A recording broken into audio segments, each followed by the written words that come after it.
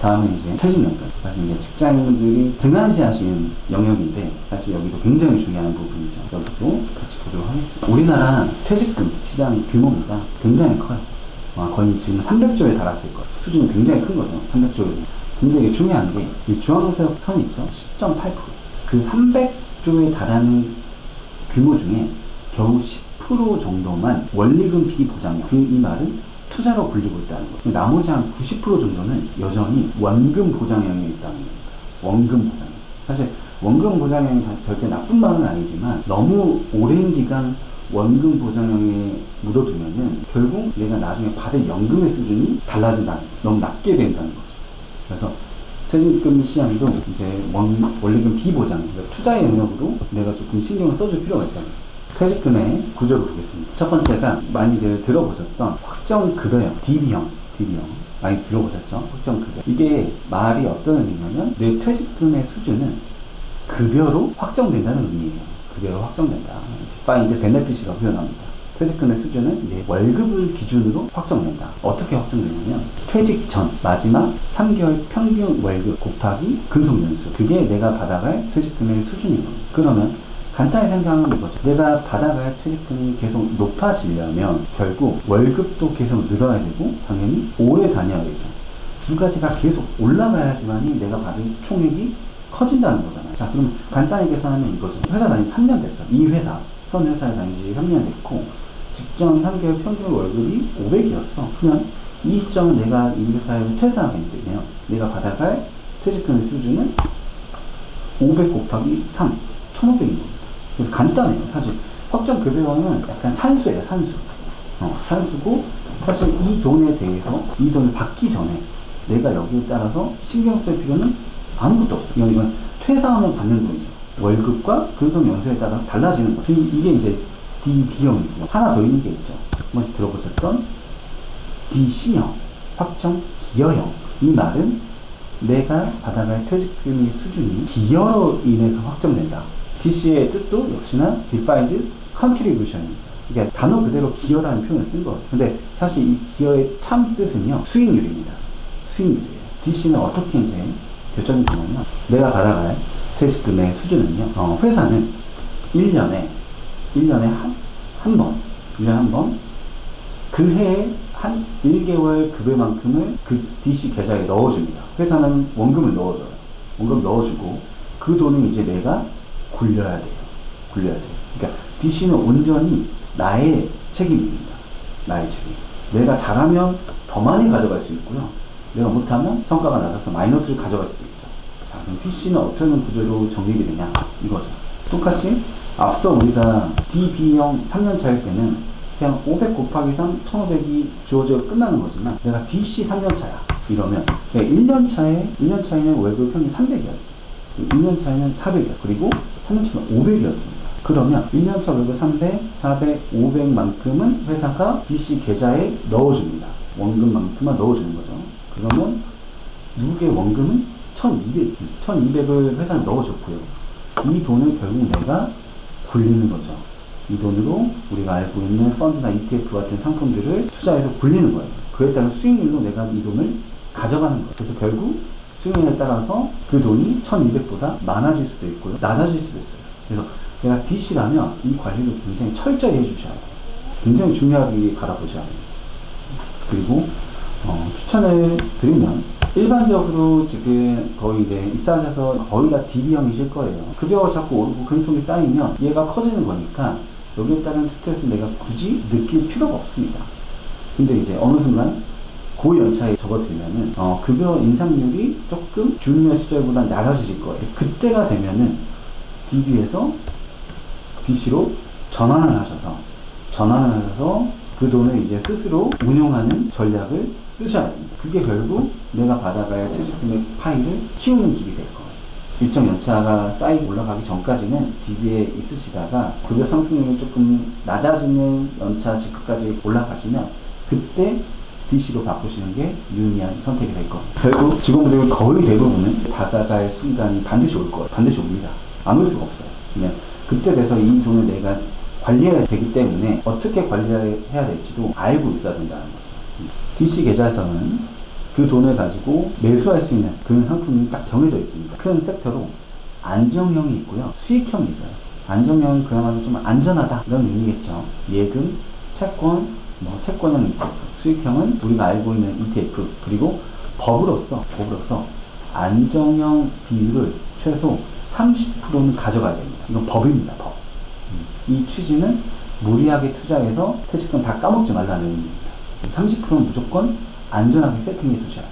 그래서 최대 70%까지만 투자로 조금 이익을 내볼 수 있겠다라고 보시는 거죠. 사례입니다. 2022년도 11월, 좀 있으면 2년 차에 다다르시죠. 그때 당시에 이제 급여 상승률이 높지 않아서 그냥 DC로 전환하기로 마음을 먹었습니다. 그 당시 2억 5천의 DB 금액을 DC로 전환했고요. 여러 가지 포트폴리오를 짜서 현재 2억 8,500이 되어 있습니다. 수익이 3,600이 나온 거예요. 그러니까 관리를 하면은 이런 결과가 나온다는 거예요. 관리를 하면. 관리 안 하면 거의 원금 수준으로 있다는 거고요. 그래서 관리를 우리가 해줘야 되는 영역이라고 여겨주셔야 된다는 거죠. 그래서 기본적으로 회사에 재직하고 있는 동안에는 내 퇴직금이 쌓이고 있는 형태는 DB와 DC가 있고, DB는 일정 연차까지는 내가 여기에 신경 쓰지 않아도 차곡차곡 쌓이니까 여기에 계시다가 내 급여 상승률이 조금 낮아지거나 조금 타이트해지면은 그때 DC로 바꿔서 내가 스스로 운영을 해야 된다. 이런 개념을 알고 계십니다. 그리고 최종적으로 퇴사를 하시면 DB나 DC에 있던 돈이 IRP로 넘어오죠. 우리 직장인들이 IRP 계좌를 연말정산용이라고 많이들 생각하시고 여기다 1년에 300만원, 500만원, 900만원 넣으시잖아요. IRP는 일단 법으로 퇴사하시면 퇴직금을 수령하는 계좌입니다. 근데 일반 은행 계좌에 받을 수 없어요. 이 법입니다. 퇴사하실 때 퇴사 서류에 IRP 계좌번호 적으셔야 돼요. 그래서 IRP의 원래 본 취지는 퇴직금이라는 큰 돈이 들어오기 때문에 이 돈을 관리하는 게 결국 내 노후 생활에 굉장히 중요한 포인트죠. 그래서 미리 만들어서 여기다 내 돈을 넣어 이 계좌를 관리하는 경험을 쌓아봐라는 겁니다. 그러면 추가적으로 연말정산 혜택을 주겠다는 거예요. 그 연말정산 혜택을 준 본 취지는 바로 그것입니다. 나중에 큰 돈이 퇴직금을 받았을 때 이 돈을 관리하는 경험을 미리 해봐라. 이거 결국 나중에 받을 큰 돈이 퇴직금을 받을 계좌고 그 돈을 관리하는 게 중요하니까 내가 미리미리 이 계좌를 관리하는 경험을 쌓아보자. 이렇게 여기셔야 됩니다. 그게 IRP를 바라보는 올바른 시야입니다. 예시죠, 예시. 내가 관리를 했고 안 했고에 따라서 은퇴 생활이 얼마나 달라질 수 있는가 보시면 그냥 계산이에요. 단순 계산이죠. 57세 때 퇴사를 했습니다. 퇴직금 3억 8천을 받았어요. 이 돈을 2%로 굴리면서 이 돈을 내가 관리해본 경험이 없으니까 안전하게 이 돈을 예금의 형태로 다 묶어둔 거예요. 그렇게 해서 20년 받아갑니다. 그러면 한 달에 받는 금액이 한 178만원이에요. 178만원씩 20년 받으면 끝나는 거예요. 이렇게 되고 단순 5%만 볼게요. 5%를 내시면요 한 달에 230만원, 차이가 60만원이에요. 월 60만원. 월 60만원이면 1년에 700만원 돈이죠. 20년이면 1억 4천 차이입니다. 이렇게 달라지는 거예요. 수익률 차이. 그래서 적당한 수익률을 낳아줘야지 내 삶도 풍요로워집니다. 그래서 내 퇴직금, IRP 이런 부분에 대한 투자에 대한 부분도 우리는 좀 챙겨봐야 된다는 거죠. 투자에 대한 부분도 뒤에서 같이 한번 보도록 하겠습니다. 그래서 2층 퇴직금에 대한 사항을 우리가 지켜봤고요. 3층을 보겠습니다. 3층이 제일 중요하죠. 표가 있습니다. 자, 이 표가 굉장히 중요하세요. 여기를 좀 집중해서 같이 보도록 하겠습니다. 여기 정말 중요합니다. 결국 개인연금을 내가 가진 개인연금, 그리고 앞으로 해야 될 개인연금, 어떤 기준으로 얘를 선택하고 유지해야 되냐. 결국 내가 개인연금을 취할 수 있는 금융사는 은행증권사 보험사죠. 결국 먼저 세금이라는 카테고리로 어떻게 나뉠 수 있는지 보겠습니다. 첫 번째, 비과세. 비과세라는 말은요, 내가 내 돈을 내었을 때 연말정산 혜택은 없어요. 연말정산 혜택은 없지만 받을 때 세금이 없습니다. 그 비과세를 주어지는 카테고리는 오로지 대한민국의 생명보험사의 연금뿐입니다. 생명보험사의 변액연금이거나 일반연금이거나 얘들만 연말정산 혜택은 없지만 받을 때 세금이 없다. 이거고요. 자, 그리고 우리 직장인들이 많이 하시는 연말정산이요. 세액공제. 내가 돈을 넣었을 때 연말정산 혜택이 있고 하지만 연금 받을 때 세금을 내야 되는, 세금 내야 됩니다. 정부는 모든 혜택을 다 주지 않아요. 돌려받았으면 세금 내라는 거고 돌려받지 않았으면 세금 떼가지 않겠다는 의미입니다. 이 연말정산 혜택이 있는 상품들은 상품명에 연금저축이라는 단어가 들어간 곳과 IRP 정도겠죠. IRP. 얘들만 여기다 돈을 넣었을 때 연말정산 혜택을 주는 겁니다. 이렇게 크게 나눠볼 수 있고요.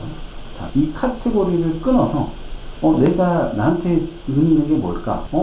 나는 연말정산이 중요해. 근데 연말정산이 중요한데 수익은 좀 내고 싶어. 그러면 그 카테고리를 골라서 취사 선택을 하시는 거예요. 이렇게 바라보셔야 돼요. 그래서 이걸 꼭 좀 이해하시고 현재 내가 가지고 있는 연금 형태가 어떤 구조인지, 나중에 내가 선택할 연금을 어떤 구조로 바라보아야 될 건지 챙겨보시면 도움이 되실 겁니다. 그러면 이제 세부적으로 직장인들이 많이 하고 계시는 연말정산용 연금저축 IRP 보겠습니다. 연금저축 IRP는요, 이거 두 개 합산해서 1년에 여기다 넣은 돈 최대 900까지, 최대 900까지. 그러니까 돈은 1년에 1,800만 원을 넣을 수 있습니다. 1,800만 원을 넣을 수 있지만 그 중에 연말정산으로 인정해주는 한도는 900이에요. 900. 근데 이 900을 어떤 주머니로 채워야 되냐면, 연금저축으로 인정해주는 연간 한도는 펀드로 1년에 여기다가 1,000만 원을 넣어도, 900만 원을 넣어도 연말정산을 인정해주는 건 600이란 말이에요. 900을 채우려면 나머지 300은 IRP로 채우셔야 돼요. 이래야지 900이 다 인정이 돼요. 또는 내가 지금 아무것도 없어. 이제 시작하고 싶어야 돼요. 그러면 IRP만 하셔도 됩니다. IRP는 900을 다 넣어도 그게 다 인정이 됩니다. 다 인정됩니다. 900을 다 넣었을 때 돌려받을 수 있는 최대 효과는 약 118만 원이에요. 118만 원 연말정산 돌려받으시고, 그리고 나중에 연금을 받으실 때는 세금은 내야 된다는 거죠. 이게 연금저축 IRP의 기본 연말정산 구조. 자, 그런데 이제 돈만 넣고 끝나면 안 되죠. 사실 우리가 여기에 돈을 넣은 진짜 목적은 연말정산이 아니죠. 내 노후를 위함이잖아요, 사실은. 그 목적이라면 이 돈을 어떻게 관리하면 좋을까, 굴려야 될까 보겠습니다. 연차가 좀 있으신 분들은 분명히 연말정산 받으시려고 예전에 가입해둔 연금저축 보험 이런 거 다 있을 거예요. 연금저축 보험 가장 보편적으로 많이들 갖고 계시는 연금저축 보험사에서 가입한 연금저축 수익률입니다. 금리예요. 10년 연평균 금리 1%. 그래서 아무리 많은 시간이 흘러도 여기서 나중에 연금은 생각보다 많이 나오지 않습니다. 너무 안 나올 거예요. 네. 그렇게 돈을 넣고 오랫동안 묵혀놓는데 이거밖에 안 나와? 이런 느낌일 겁니다. 이게 팩트예요. 자, 그러면 반면에 우리가 수익을 낼 수 있는 투자형, 소위 말하는 펀드겠죠. 그 펀드의 수익률 보시면요, 10년 수익률 연평균 많은 건 10%, 5%, 6% 이 정도. 자, 이 정도 차이면요, 이제 완벽히 갈라집니다. 수준이 완벽히 갈라져요. 아까 우리가 예시로 퇴직연금 2%, 5% 차이 때 수준도 보여줬잖아요. 근데 이 정도 1%와 한 7, 8% 정도 수준이 벌어지게 되면은 완전히 달라지거든요. 여기가 있죠. 1억을 1%로 굴렸을 때와 7%로 굴렸을 때의 시간이 지난 후의 차이. 자, 1억을 1%로 굴렸을 때 30년 뒤에는 1억 3천입니다. 왜 7%를 굴렸다? 1억은 7억 6천이 되어 있습니다. 이게 갭 차이가 6억이 넘잖아요. 이 정도 수준이면 진짜 하늘과 땅 차이. 하늘과 땅 차이. 그래서 사실 개인연금, 특히나 연말정산으로 연금저축 IRP 하신다면 가능하면 증권사 연금저축, 증권사 IRP를 활용해서 투자로 조금 굴려주실 필요가 있다. 어차피 묶인 돈이니까 좀 장기적으로 투자해 줄 필요가 있다는 거죠. 보통 다 이렇게 생각하시잖아요. 연금을 받게 되면은, 가령 내가 35세부터 한 달에 25만원씩 20년 부었어. 그러면 6천을 내는 거거든요. 4%로 굴렸어. 4% 굴렸으면 60시점에 1억이 만들어져 있습니다. 이 1억을 이제 30년 동안 받으면 한 달에 28만원 받는 거예요. 대부분 이런 식으로 연금의 구조를 생각하시잖아요. 자, 근데 사실상 증권사 연금저축 IRP 계좌는요, 평생 투자 계좌라고 표현해요. 그게 왜 그러냐면 똑같이 이렇게 굴러가요, 사실은. 그리고 이제 60세 시점에 1억이 만들어져 있는데, 이 1억 중에 일부만 연금으로 수용되고 나머지 잔액, 적립금은 여전히 굴러가는 거예요, 사실. 멈춰있지 않습니다. 굴러갈 수 있다는 거죠. 그래서 사실은 30년 동안 한 50만원 돈을 받을 수 있어요. 이게 투자 연금 계좌의 필체라는 거예요. 평생 투자 계좌로서 훨씬 많은 연금액을 수용할 수 있다. 그래서 특히나 연금저축 IRP는 증권사를 좀 활용하셔가지고 투자 상품으로 조금 가져가줄 필요가 있습니다. 세금도 절세가 되니까요. 세금 많이 떼지 않습니다. 일반 우리가 투자 계좌에서 하면은 15.4% 떼지만 연금 계좌에서는 세금도 적어요. 그래서 수익도 내면서 절세도 하고 안 할 이유가 없다는 거죠. 특히나 투자를. 과거에 연금저축, 보험이든 연금저축, 신탁, 은행이든 해놨던 거 또는 아직도 돈을 내고 있는 것들은 증권사로 옮겨올 수 있습니다. 이게 해약의 개념이 아니고 이사를 시키는 거예요. 사례를 한번 보여드릴게요. 2006년도에 연금저축 보험 가입했어요. 그래서 10년 차에 뜯어보니까 2,500을 납입했고 10년 차 적립금이 3,100만 원이에요. 그럼 이게 연수익률이 딱 2% 나옵니다. 이게 일반적인 연금저축 보험의 실체예요. 그래서 제가 말씀드렸죠. 여기다 두지 마시고요. 옮겨와서 투자하시죠. 자, 2016년도에 옮겨왔습니다. 지금 8년이 지났죠. 3,100만 원 옮겨와서 지금 거의 5천 돈입니다. 연에 8%씩 냈습니다. 이게 결과예요. 근데 우리가 생각해 보시면 16년부터 지금 2024년 8년 동안 엄청난 우리가 경제 이슈들을 다 경험했잖아요. 이 많은 사이클을 겪어도 연에 8% 정도 낸 거예요. 그래서 안 하면 안 됩니다, 사실. 앞으로 내가 경제활동 기간이 한 10년 정도 이상 남아있다면 이거는 그냥 가야 됩니다. 이전해서 투자를 좀 가줄 필요가 있다는 거예요. 그게 내 노후 생활을 결정할 겁니다. 적극적으로 고려하셔야 합니다. 그리고 역시나 ETF들 이런 것들로 할 수 있죠. 연금저축, 펀드나 ETF, DC, IRP는 모든 것들. IRP나 DC에서는 안정행위 30% 반드시 포함되는 거예요.